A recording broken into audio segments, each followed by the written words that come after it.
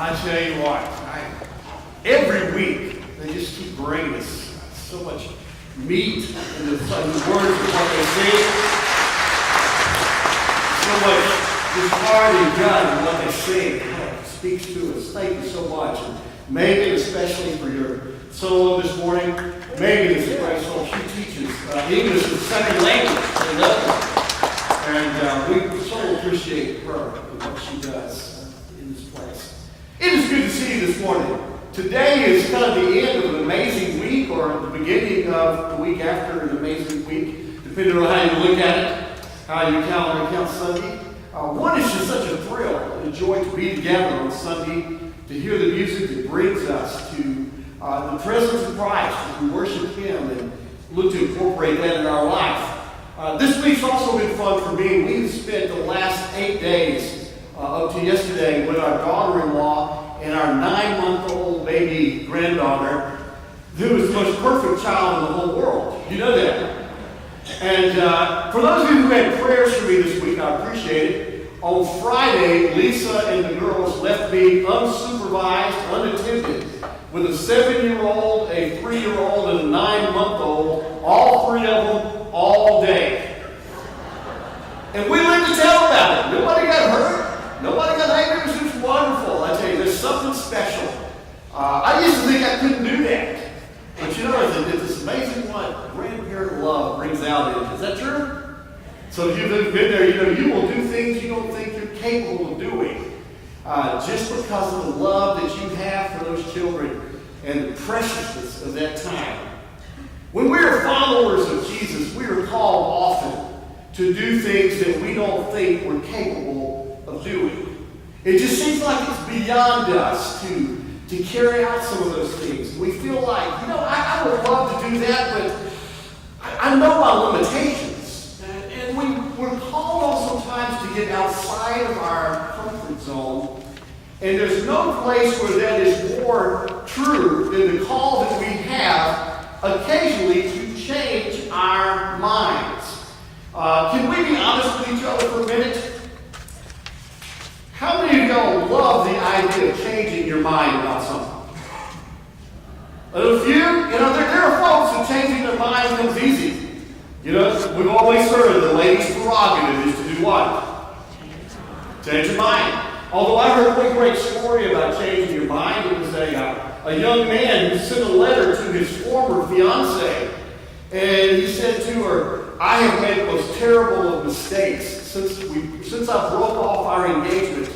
I have been desolate. I have been disturbed. I have been depressed. I made a terrible mistake. I could never, ever find another woman like you. You complete me, and all this stuff. And at the end of it, he says, P.S., congratulations on winning the lottery. You know, sometimes things will inspire us to change our mind. But my experience is more folks than not form an opinion about something, and then they hang on right there and they stay there no matter what. Can I get a witness to the congregation? I know that everybody knows somebody like that, right? Right? I know also that none of y'all are like that at all. I'll tell you a neat story about a person who I may or may not be related to. We were having a conversation about shopping for our cars. And I've always driven a SUV for the last almost 20 years. And so this person was looking for an SUV. And he was saying, well, I've got to narrow down to the Ford and the Chevy. And I'm looking hard. I'm familiar with both of them. They're good cars. And but I said to him, I said, have you looked at the Toyotas or the Hondas? And he looked at me like I had asked him to do something totally reprehensible. You know, and looking at a foreign car was like going to a brothel or voting Democrat or something. You know, it's just way beyond his comfort zone.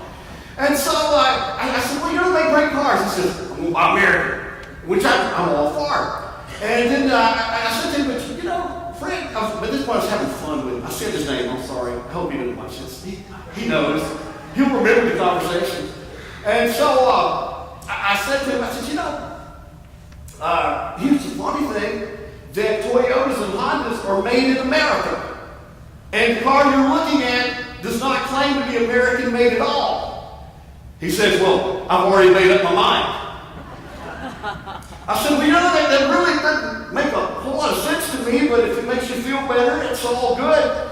And then at this point, I was just having fun with him, I said, Fred, are you buying a new car or a used car? And he says, well, I'm going to buy used. I like to buy my cars like a year or two old. That's what I do too. It's a good way to buy a car. And so I said, so at that point, the only folks who are going to be making money on this is the guy down at the dealership you're buying from who's an American, right? He goes, right. I said, well, why don't you consider something else? He goes, because I'm a man of principle. And my mind is made up. And I said, okay. Well, it's funny. Sometimes we joke about that against the backdrop of a lot of things in life. But we make up our mind, we stake out a position, and we go, this is what I think, this is what I believe, this is what I feel, this is what I'm going to act upon.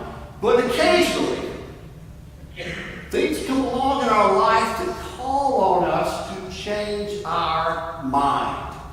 Some of those things are kind of innocuous.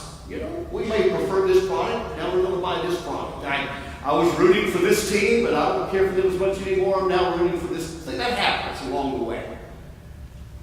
But the hard part of being a Christian is when following Christ calls on us to change our mind about something that we hold near and dear to our heart because Christ wants to carry us to a better place. A fuller understanding of His work and His will and His values. To carry us to a place where we can be used in a way that we could not otherwise if we held on tight to those ways of thinking.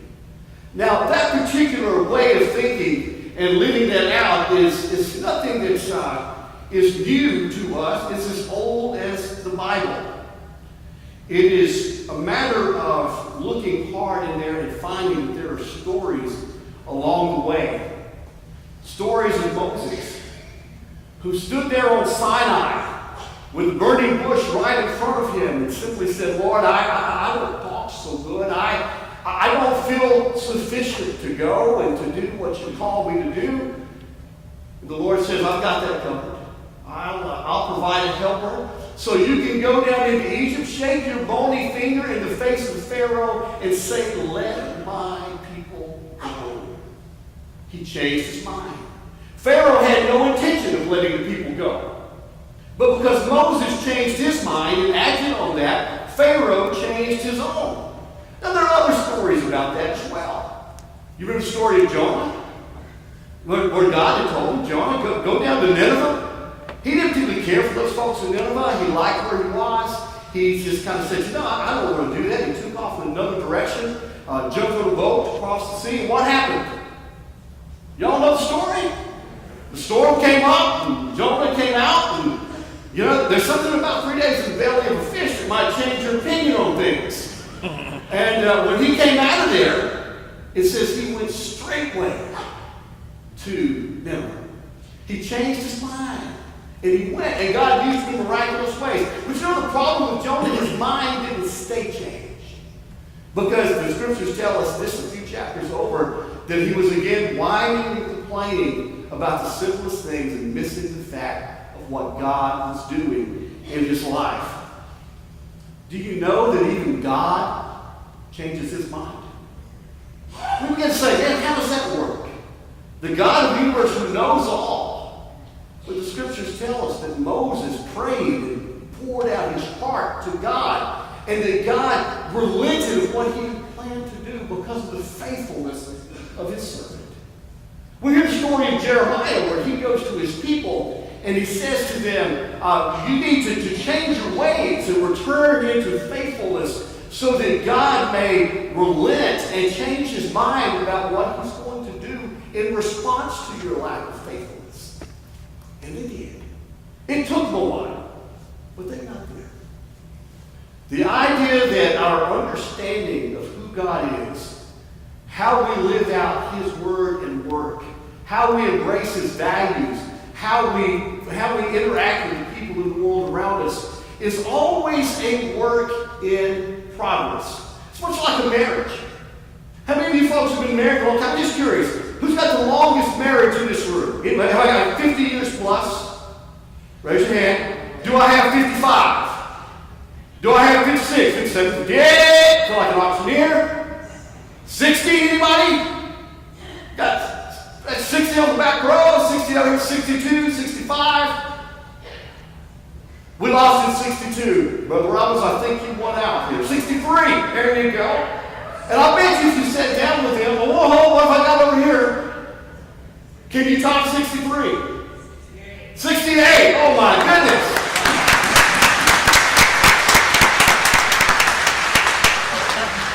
Well, let me ask you, do you know your wife better now than you did 68 years ago? The answer should be, she's going, no, he doesn't. I know you don't been out this while, but I do counseling if you need to come in. The idea that you should, but if you've walked with somebody that long, you should know them better today than you did then. The same is true with God. We used to sing the song, the longer I serve him, the sweeter he grows. But I would contend that while that is very true, the longer we serve him, the more we fully understand what God is about and how he calls us to join him in his work, in his way. This morning we have a story about that, and it comes from the book of Acts. This is the one time in this series that we're going to leave the Gospels, but we're going to encounter a character of the Gospels, and that is Peter. We know that Peter has a history of changing his mind. It was Peter who was down by Galilee and was fishing. Jesus came up to him and says, "Come with me, I'll make you fishers of men." And he abandoned a career path that he had out before him because he got a better and more significant offer. And he began to wander over. But we began to walk through the life of Peter. Peter, who was just so sure of himself. I'll never deny you. We'll talk about that next week.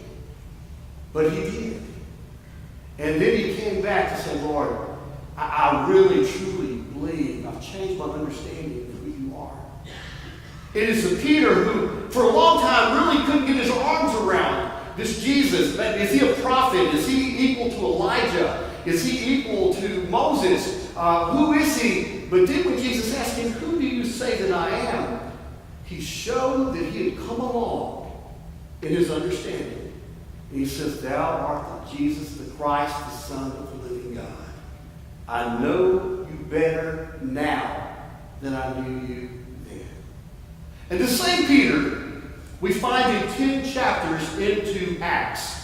A story takes place where there is a centurion. Luke tells us a lot about centurions. They're generally faithful people in Luke's telling. And an angel comes to a centurion named Cornelius, and it says to him, "I want you to go over to Galilee, go up to Peter's house, you'll find it right by the sea." I've been there, I know right where it's at. He says, if you go there, you'll find Peter and bring him to, have your people bring him to you. And we pick up a story where while they're on their way to do that, Jesus also acts in the life of Peter. And let's read, beginning with verse 9. About noon the following day, as they were on their journey and approaching the city, so these are the folks that are coming to fetch Peter and bring him back to Cornelius to have an encounter with Christ. Peter went up on the roof to pray. You thought it was James Taylor and that sang up on the roof. It was really Peter. He became hungry and he wanted something to eat. And while the meal was being prepared, he fell into a trance. And he saw heaven opened and something like a large sheet being let down to earth by the four corners. And it contained all kinds of four-footed animals, as well as reptiles of the earth and birds of the air. Then the voice told him, "Get up, Peter, and kill and eat." "Surely, Lord," Peter replied, "I've never eaten anything impure or unclean. And the voice spoke to him a second time, do not call anything impure that God has made clean. And this happened 3 times, and immediately the sheep was taken back to heaven. Now, if you just take that story in and of itself, it doesn't make a ton of sense. But if you look at it within a larger construct of Peter's role within the work of the early church, we know that it is Peter who helps us to carry the word of salvation to the non-Jewish folk in the world. By the way, for most of us in this room, that's us. I know it's me. And so as we begin to get through that, we begin to see Peter saying, Lord, I really only believe that this dealing with you and understanding who you are grows out of my Hebrew faithfulness. And I'm never going to eat something I shouldn't eat. I'm going to follow the laws. I'm going to do what's required of me. And then God says to him, Peter, if I tell you that something is okay, believe me. If I tell you that something is clean, that something is pure, that something is valuable, know that it's true. Peter, if I tell you to do something, do it. My daddy used to say, if I tell you, son, that a grasshopper can pull a plow, hook him up. That was my daddy's way of saying, shut up and do what I told you. Does your daddy ever tell you that? Essentially, this is what Jesus was telling Peter. You see, that story wasn't about food. It was about people who needed to know the Lord. And he needed his worldview expanded. He needed his ability to understand what God is up to. It's not just in his world with his people, but it is all around. And it extends this day to you and me because of it. He had to come to a place in his life where he was willing to let his mind be changed. But let's be honest with each other, with ourselves. Most of us, once we stake out a position, we like to stay there. And sometimes God says to us, you can come a little further down that road and understand me a little deeper if you want to. But there are some words that we just don't ever want to say. Words like, well, I used to think. In fact, practice that with me. Go, I used to think. And then you can fill in the blank about maybe something you've got more clarity on right now than you had 5 years ago, 10 years ago. Some of us can remember the world that we grew up in. I grew up in a world that was simple and prejudiced and harsh. Not in a family like that, but in a community like that. And it would have been so easy to fall into that. And I was thinking, I used to think this was normal. But I'm beginning to understand that is not of God at all to live that way. I used to think. We might want to say, I used to understand, but now I understand it differently. But let me tell you the 3 hardest words in the English language to pronounce. They're all simple words, and they're all one syllable. All together, they use up 9 letters. Does anybody want to guess what the hardest words in the English language to say are? I was wrong. Some of us would rather hang on to stuff we know is wrong than admit that. I know sometimes I do. But the Lord's calling, saying, come on and experience this a little deeper. See it like I see it. Feel what I feel. Christ is saying to us, do what I would do or have you do. Now, Paul writes into this as well in Philippians. It's a great verse in Philippians, the 2nd chapter, in verse 5, when he simply says this, let this mind be in you, which also is in Christ Jesus.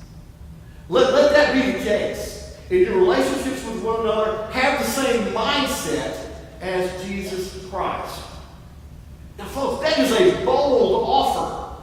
It It's the idea that we might be able to look at something the same way Jesus does. He offers us the possibility of the mind of Christ. Now that seems way beyond us, doesn't it? But folks, that's what the Holy Spirit is coming to help us do. To look at things exactly the way Jesus would look at them. To look at things and to feel in your heart the things that move and act upon the heart of our Lord. And to let what we do in our life reflect itself out of those truths and those values. It's the idea that if we turn loose of pre-held opinions, we might very well find that we're carried to a better place. You know, there are things that illustrate stories in great ways. Who of y'all are a fan of children's books? Okay? How many of you feel a long time since you've read a children's book? Okay? Don't buy one this week. You'll find that sometimes God can speak to you in the strangest ways. The Velveteen Rabbit's one of my favorites. Alexander and the Terrible, Horrible, No Good, Very Bad Day. You ever read that to your kids?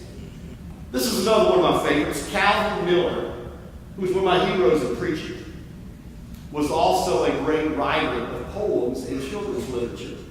He wrote a book called When the Aardvark Parked on the Ark. You got to be careful how you say that one. He also wrote a story, cute little poem, called Jonathan Harrington Barrington Green. Y'all mind if I share it with you? Y'all look like you need a story this morning. Some of y'all need a story because you read a story right before you go to sleep, right? Well, some of y'all are already there, so let me read the story anyway. Okay, here's the story. You can't get down till you finished your beans, Jonathan Harrington Barrington Green. It just isn't right to eat what you please, 17 helpings of roni and cheese, one half a pie and a strawberry freeze, and not finish one little helping of beans.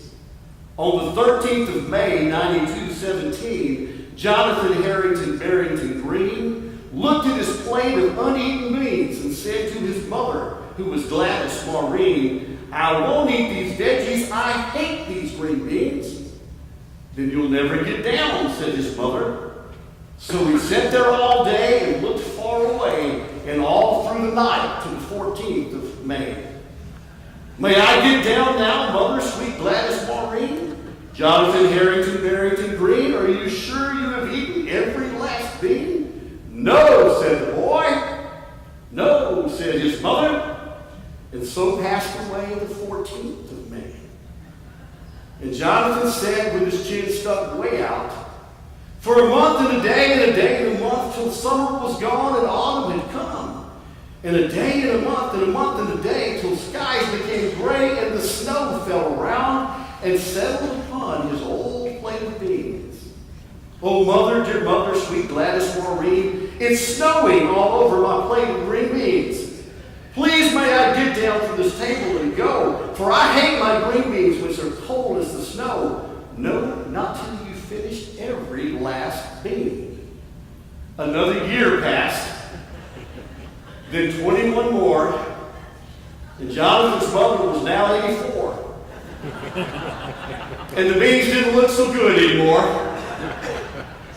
Please, mother, these beans are too old. May I go? His mother was aged and firmly said, no. Jonathan Green never left home again. He never played football or made a new friend. And never more studied or traveled or wed for 55 years. He never ate bread. He never slept in a fluffy, soft bed. In his 90th year, when his beard had grown long, he choked down the beans by the light of the moon. These weren't so bad, said Jonathan Green. I wish now I'd listened to Gladys Maureen. I love that story. Because sometimes we do stake out a position that we just don't need to. And God is always in the business of helping us see things the way He does. And then to act on it accordingly. His name was John. He was a sea captain in the middle of the 18th century. Mid-1700s, he discovered, out of his background and his desire to just make money no matter what the cost, he figured out that he could travel from England to Africa, to the United States, and then back to England, then down to Africa, gather slaves, carry the slaves across in a long passage to America and deliver them to places like Charleston and Savannah. Gather his money and head back to do it all over again. He had no sense of God. He had no sense of moral obligation. He had no sense that what he was doing harm, might not be helpful. It's certainly not right. But one day, halfway across the Atlantic Ocean, somehow there was a miraculous experience that fell over him. And he suddenly fell on his knees and encountered, in ways that we can't even understand, the mysterious living Christ.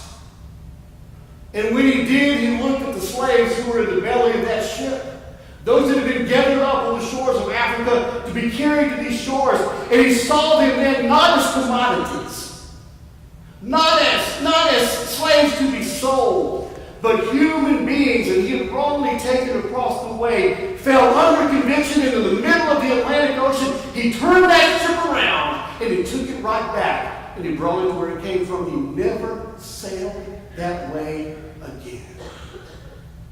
When he went back to England, he found himself desiring to preach a gospel, desiring to make faith more alive. He even wrote his own epitaph when he said this: I, John Newton, once an infidel and libertine, a servant of slaves in Africa, was by the rich mercy of our Lord and Savior Jesus Christ preserved, restored, pardoned, and appointed to preach the gospel he had long labored to destroy. What a powerful changing of heart and mind. And if you know your hymnody and you recognize the name John Newton, he's the one who gave us the most popular and well-known song of the Christian faith, Amazing Grace. How sweet the sound that saved a wretch like me. I once was lost, but now I'm found.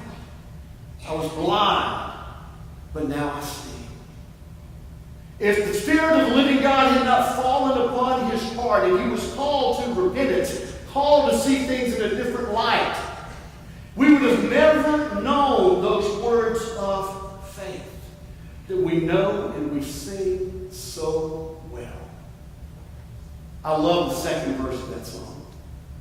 Yeah, I'm going to say it if you know it, say it with me. 'Twas grace that taught my heart to fear. 'Twas in grace my fears relieved. How precious did that grace appear the hour I first believed. You sense that heaviness in that line.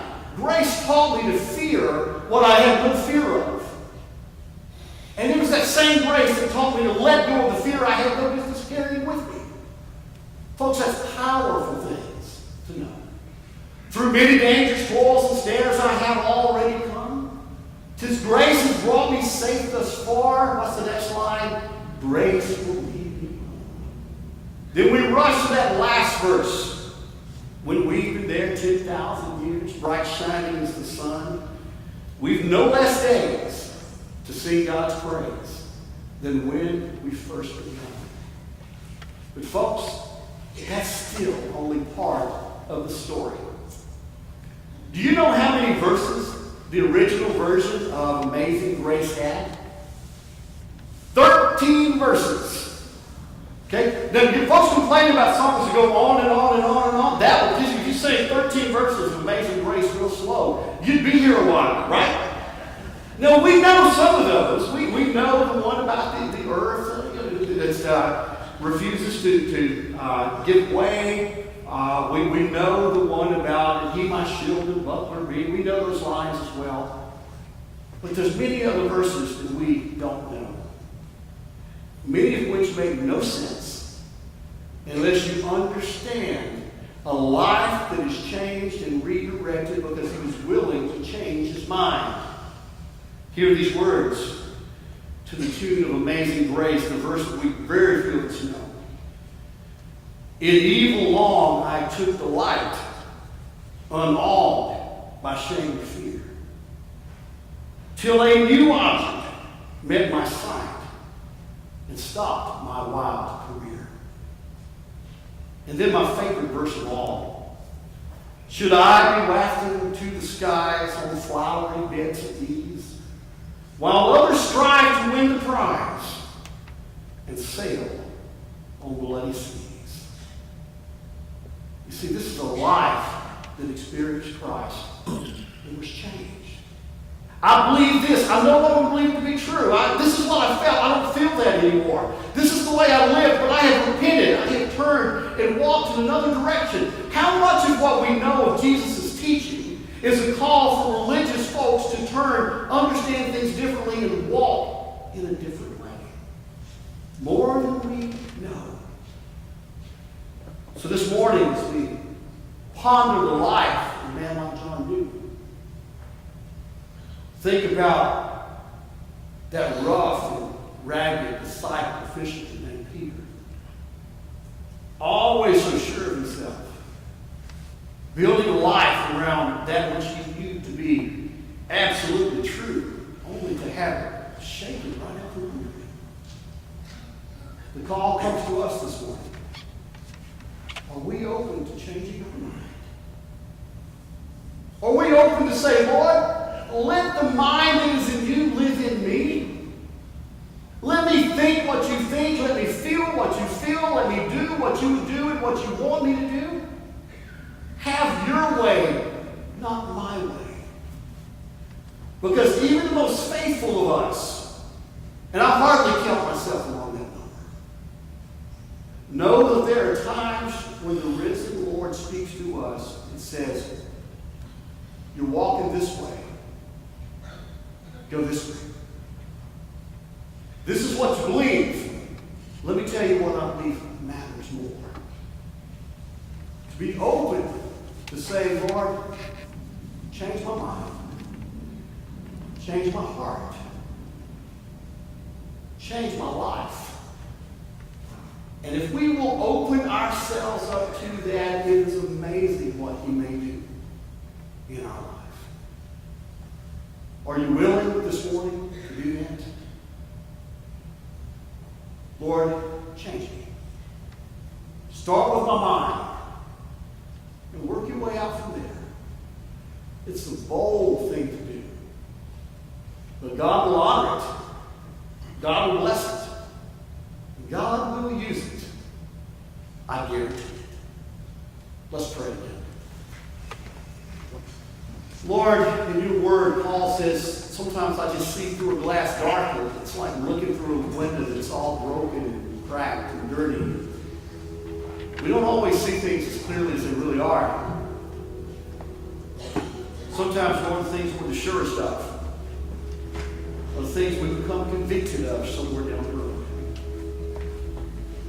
Lord, as we walk through these weeks of following, I pray we will all take a moment, beginning with this stumbling preacher, to say, Lord, help me to see it. Help me to get self out of the way. Help me to look beyond self-interest and long-held opinions. If we will do that, you'll meet us at that place. And you'll change us. And through us, you can change the world. You did it with You did it with John Newton. You can do it with us. May it ever be so. In Christ's name I pray. Amen. We're going to stand together this morning and sing our hymn of invitation. The altar is open to come and pray. If there's a decision God lays upon your heart to make, would you do that as we stand together? Amen.